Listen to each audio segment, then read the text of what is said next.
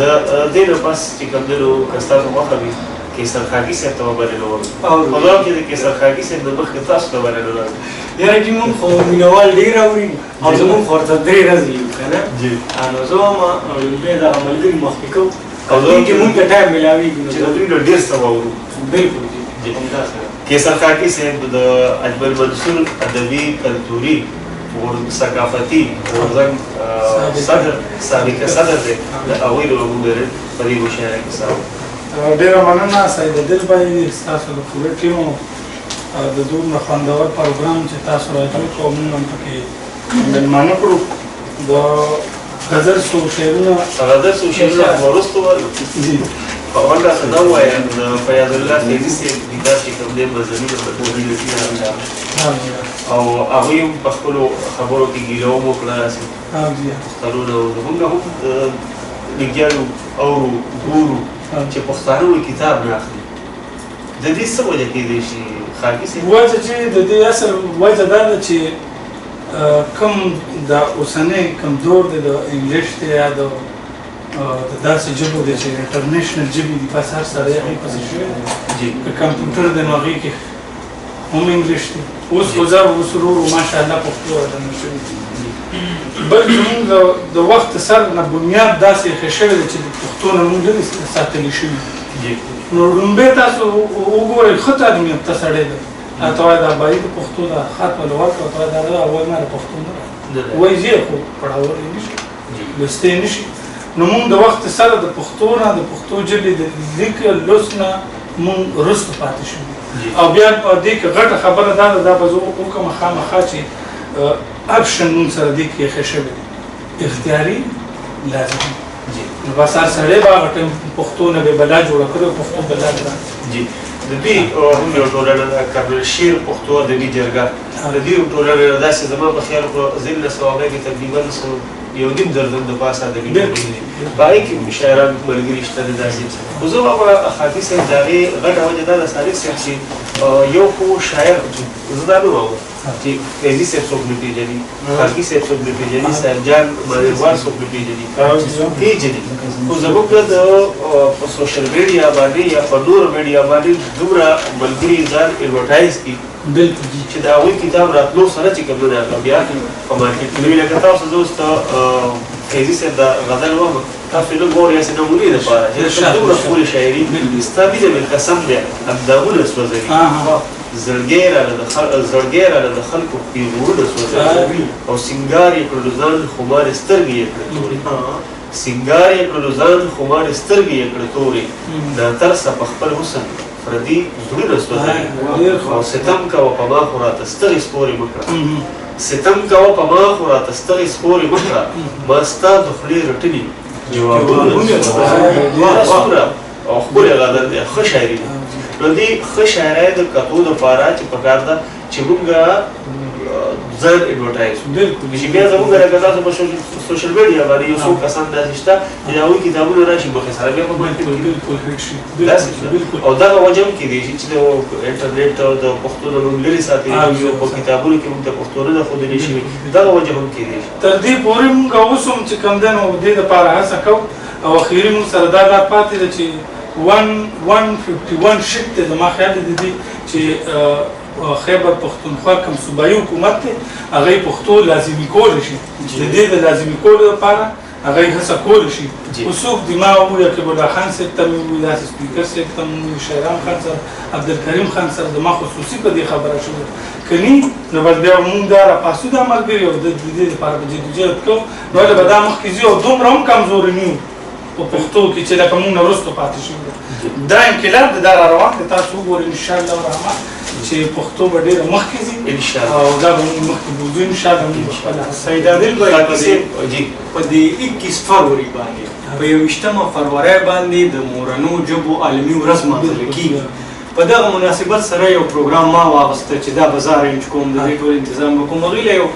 ډاکټر راغلی و هغه یو خبره وکړه چې کوم یو ماشوم پیدا کېږي هغه د مور د نس نه ځان سره 30,000 لغت دا د مورنۍ ژبې راوړي دغه ټایم زما د میډیکلي هغوی چې دا پروف ده زما ذهن دا خبره وانغسته یو وارې داسې سټاف روم کې ناست وم عادل صاحب اخبار مې کتو وی چې په انګلند کې یو ماشومه پیدا شوه او هغې د پلار وی چې آی لو یو نو هغې ورته هم سیم ریسپانس ورکړه چې آی لو یو نو بیا هغه ډېر هغه شو حیران شو چې دا خو ډېر عجیبه خبره ده نو هغه نرس یې د هاسپټل راوړ وی چې داسې ټریجډي ما سره وشوه نو هغې ورته آی لو یو ماشوم یې سیم جواب ورکړ یو دا پروف شوه بل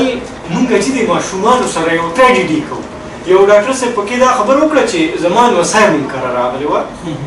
عادل صاحب ستاسو د هغه ډاکټر صاحب وایي چې زما نوسای منکره راغلې وه نو هغه وایي چې هغه سیټي کې پاتې کېږي خاریان دي نو ما داسې پټو سایډ ته بوتلل نو هلته کې ویزه مې ولیده نو ما ورته ویل چې بچی وګوره ګوټ دی ګوټ نو هغې وخندله تاڼې وټپول ادونه یې کړل وایي امي راشه وایي بابا لیونی شوی دی بیزې ته ګوټ وایي لکه دا څومره ټریجډي چې بله خبره دا ده چې که تاسو وګورئ که نه بعضې ټولې ژبې داسې شته تقریبا زیات که هغه عبراني ده که هغه انګلیش دی که هغه عربي ده هغې کې داسې ټکي دي چې هغه لکه اوس سړی ده دوړې د انګلیش والا ویلی شي دوړې عربی والا ویلی شي واحد پښتانه داسې یو قوم دی او پښتو داسې یو ژبه ده چې دې کې کم ټکي راځي نه هغه ډېر په اسانه باندې بالکل رښتیا ډایلکټس جي ډېر اسان دي د دې که نه لکه چونکې موږ سره توري سیوا دي په دغه وجه باندې صالح صاحب او چې خاکي صاحب د سوا بس اوري ډېره مننه جی د زوړ غزل څو شعرونه دي ټول ملګرو ته یې ډالۍ ژوند لکه د باد په شان تېرېږي ژوند لکه د باد په شان تېرېږي او هر څه حافظې نه مې هېرېږي ډېره مننه ژوند لکه د باد په شان تېرېږي هر څه حافظې نه مې هېرېږي او عادل صاحب جی ګوند که مې تنه باندې نښتې دي ګوند که مې تنه باندې نښتې دي جرړې مې په ځمکه کې خورېږي ګوند که مې تنه باندې نښتې دي جرړې مې په ځمکه کې خورېږي زړه کې مې د مینې جذبه ګرمه وه زړه کې مې د مینې جذبه ګرمه وه مینه مې د وینې نه ډېره مننه زړه کې مې د مینې جذبه ګرمه وه مینه مې د وینې نه سړېږي او ستا د خیش جادو ته نن حیرانه شوم ستا د خیش جادو ته نن حیرانه شوم زهر په شان زړه کې مې خورېږي ډېره مننه ډېره مننه ستا د خیش جادو ته نن حیرانه شوم زهر په شان زړه کې مې خورېږي او حال د خوب زړګي مې ورته وړاندې کړو حال د خوب زړګي مې ورته وړاندې کړو ځکه خو زما نه اوس بېلېږي او ډېره مننه او څنګه چې سپوږمۍ وریځ کې پټه شي څنګه چې سپوږمۍ وریځ کې پټه شي داسې مې نظر نه پناه کېږي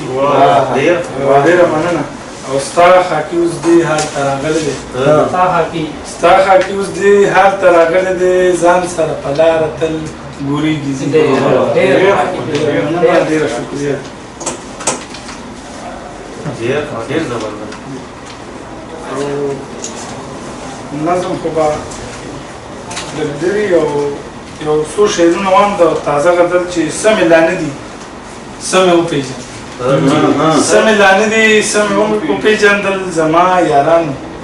ما خو ښه پېژندل او چې مې د اوښکو سره ځي په رخسار چې مې د اوښکو سره ځي په رخسار سمې کجل سمې رحمجه پېژندل او په بېوسۍ باندې خبر وو زما په بېوسۍ باندې خبر وو زما ما په خپلوان ړانده په بېوسۍ باندې خبر وو زما ما په خپلوانو کې ړانده پېژندل چې په خبره زما غوږ نه ګرم چې په خبره زما غوږ نه ګرو ما په سیاست کې مې کاڼه پېژندل او د زرو قدر خو زرګر سره وي د زرو قدر خو زرګر سره وي ما خو ګیلټ او ما خو سره پېژندل د زرو قدر خو زرګر سره وي ما خو ګیلټ او ما خو سره پېژندل دا شعر ډېر علامتي شعر دی په دا غزل ډېره منتقده وه ځکه ملګرو نه دغه وشو بیا نمبر راکړه بیا به انشاءالله راځي به دا خو اوس یو نیمه ګنټه باندې نیمه ګنټه موږ وغږېږو دا وخت کې سرخان خاکي صاحب